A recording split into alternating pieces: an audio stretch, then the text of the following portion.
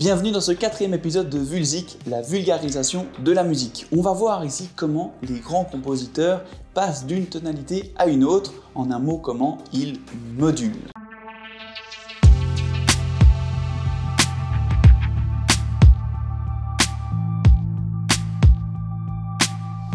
Je le répète à chaque fois comme beaucoup de monde sur YouTube, mais c'est important de t'abonner à cette chaîne si elle te plaît et si elle t'apporte quelque chose. Ça aide YouTube à voir que je fais du contenu de qualité et ça aide à toucher encore plus de monde. Donc merci d'avance, je compte sur toi. Pour bien comprendre cette vidéo et ce sujet, c'est important d'être au clair avec la notion de gamme et de tonalité.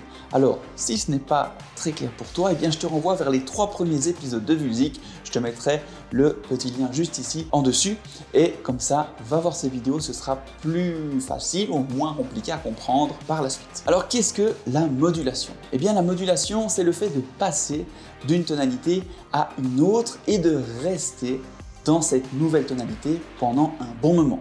Si on passe et qu'on y reste juste un petit moment, on va plutôt parler d'emprunt. Et si on fait juste une petite parenthèse dans une autre tonalité, on va alors parler de dominante secondaire. Et donc ça, c'est les notions un petit peu théoriques, mais c'est important de comprendre un petit peu où on va commencer à nager. Dans la plupart des cas, dans la musique classique et baroque, eh bien, les compositeurs modulaient dans une tonalité qu'on appelle voisine, dans un ton voisin, c'est-à-dire une tonalité qui a une seule altération de différence à la clé par rapport à celle de départ. On utilisait ce procédé afin de casser toute monotonie et d'éviter d'avoir toujours la même gamme jouée du début à la fin d'un morceau. Par la suite, les compositeurs plus modernes comme Fauré ou Schumann modulent un peu partout en utilisant d'autres techniques et en allant plus loin, mais on va voir déjà aujourd'hui un peu la base des modulations car c'est déjà assez compliqué, on va déjà se prendre un peu la tête avec ça. Alors voyons un petit peu les possibilités qu'on a avec un exemple au piano. On va partir en Do majeur pour que ce soit le plus visuel et le plus simple possible, en Do majeur. Vers quel ton voisin est-ce qu'on peut moduler, par exemple Bach ou Mozart, eh bien modulait depuis là vers le ton relatif par exemple. Ton relatif, c'est La mineur. On pourrait moduler depuis Do majeur. Je peux faire du coup quelque chose en La mineur.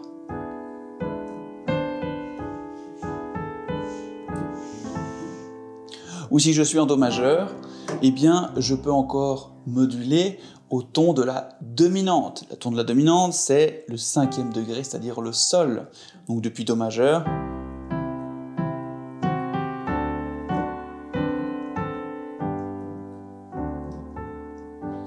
je suis là, en sol. On peut aussi moduler vers le ton relatif de la dominante. Si on est en Do, je peux moduler vers le relatif de sol, c'est-à-dire Mi mineur, depuis Do.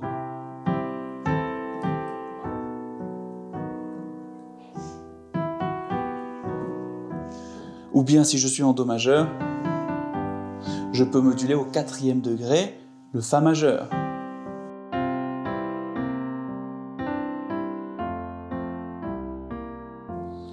Ou bien je peux moduler depuis Do au relatif de ce 4e degré, c'est-à-dire Ré mineur.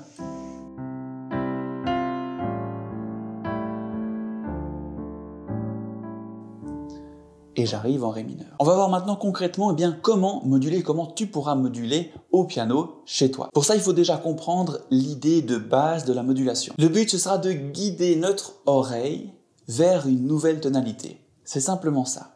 Donc, comment on va faire concrètement pour guider notre oreille? Eh bien, on va faire sentir subtilement la nouvelle note, la nouvelle altération qu'on va intégrer par exemple dans notre mélodie ou dans notre basse. Et comme ça, notre oreille va dire, tiens, il se passe quelque chose.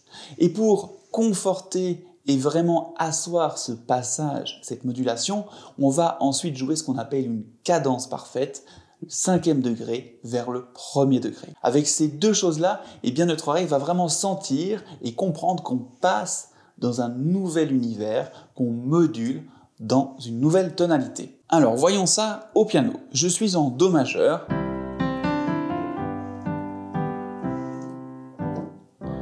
Donc on joue un bout de musique en Do majeur, parce qu'on est en Do majeur au départ, et au bout d'un moment, on va vouloir moduler au ton par exemple de la dominante, c'est-à-dire en sol majeur.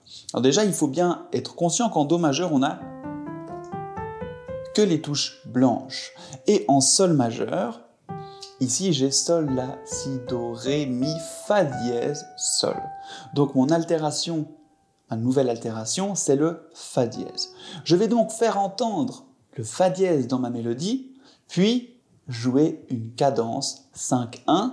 Quelle est cette cadence 5-1 depuis sol? Ça, ce sera le nouveau 1, notre destination, et le 5 depuis là, 1, 2, 3, 4, 5, c'est le ré. Je vais donc devoir jouer un accord de ré 7 pour bien faire sentir cette tension et qu'on passe en sol majeur. C'est parti, je suis en do majeur.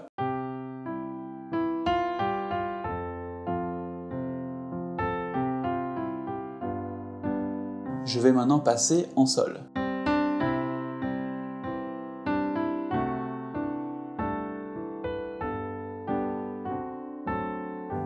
Et je peux jouer en sol.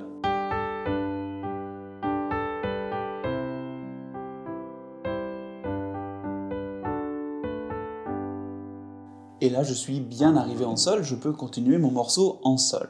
Alors comment j'ai fait? J'étais en do.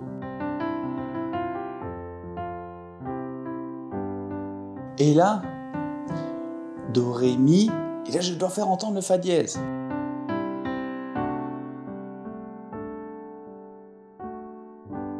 Pour arriver au sol. On peut aussi trouver d'autres chemins.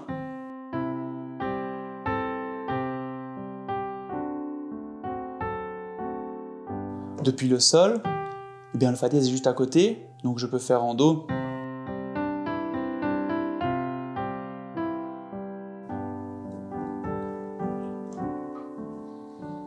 Là, je fais entendre le fa dièse, je joue mon accord de ré 7.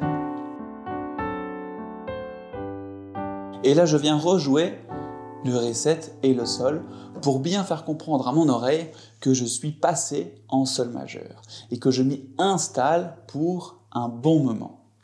Si on prend un autre exemple, depuis do, on va vouloir moduler à son relatif. Le relatif de do, c'est sa petite sœur, c'est une tierce mineure en dessous, c'est donc la mineure. Depuis do,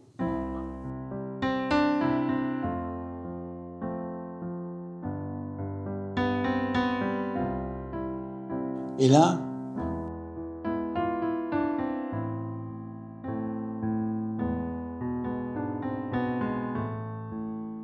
je suis arrivé en la mineur. Donc depuis le do, je viens jouer ici sur le mi, je vais venir jouer mon accord de mi majeur, même le mi 7. Je mets ici le sol dièse. Qu'est-ce qui vient faire là le sol dièse? Eh bien, c'est ma sensible que je dois créer pour la mineure. Alors cette altération ne va pas être notée à la clé, mais c'est cette note qui va nous permettre de comprendre qu'on va passer en la mineure. Cette sensible qui vient ici bien déterminer le fait qu'on passe dans la tonalité de la mineure. Et ensuite là je viens jouer donc le mi 7 qui me permet d'arriver sur le la mineur. Donc le mi 7 c'est sa dominante. Je refais une fois une cadence parfaite avec la dominante pour arriver ici sur le la. Maintenant si on passe un autre relatif, par exemple ré mineur qui est le relatif de fa majeur, qui est donc un ton voisin. Là, tu vas me dire, oui, mais du coup, il y a le si bémol qui fait partie de fa majeur, et il y a en plus le do dièse, la sensible de ré mineur. Donc, il y a deux altérations. Eh bien, tu as raison, il y a deux altérations, mais à la clé, en ré mineur, on ne trouve que le si bémol. Le do dièse est une altération accidentelle qu'on vient ajouter quand c'est nécessaire. Je vais donc être en do, et c'est le même principe. Je vais faire une mélodie en do.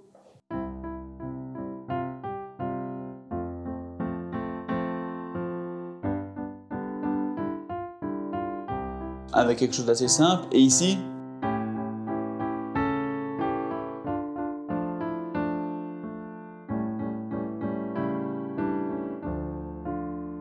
je m'installe en ré mineur. Simplement, j'étais ici,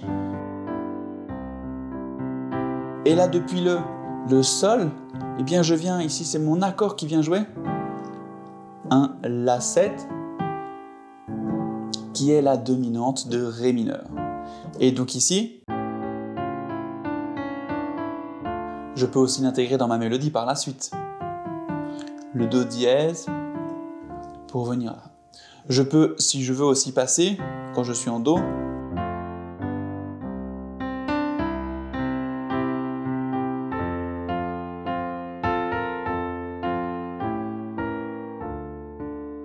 venir introduire, tu as entendu le Si bémol, au début notre oreille se dit tiens, qu'est-ce que c'est que ce Si bémol?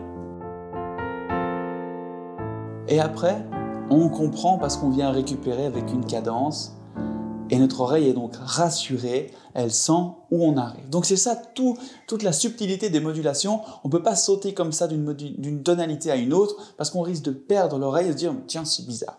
Donc il faut faire preuve de bon sens et mettre là derrière les bonnes connaissances harmoniques pour pouvoir faire cette modulation, cette transition tout en douceur. Alors j'espère que cette vidéo ne t'aura pas trop fait hérisser les poils et les cheveux sur la tête parce que c'est un sujet qui est, je le sais, il est assez compliqué à appréhender, mais je pense que ça peut te donner des clés et je vais t'en donner encore plus avec une formation offerte que tu trouveras en description sur les bases de l'harmonie qui comporte du coup ce qu'on a vu aujourd'hui, mais on va encore beaucoup plus loin. Tu y trouveras des ateliers vidéo ainsi qu'un e-book super complet. Donc il te suffit de cliquer sur ce lien en description pour accéder à cette formation offerte et entrer dans cet univers pour mieux comprendre la musique et du coup prendre plus de plaisir en piano en pouvant jouer encore plus librement. Dis-moi en commentaire si tu veux que je fasse une vidéo sur les tons voisins, si cette notion ne t'est pas très familière. Dis-moi en commentaire ou si tu as d'autres propositions pour des notions musicales que tu aimerais mieux comprendre, et bien mets-moi tout ça en commentaire, j'y répondrai avec grand plaisir.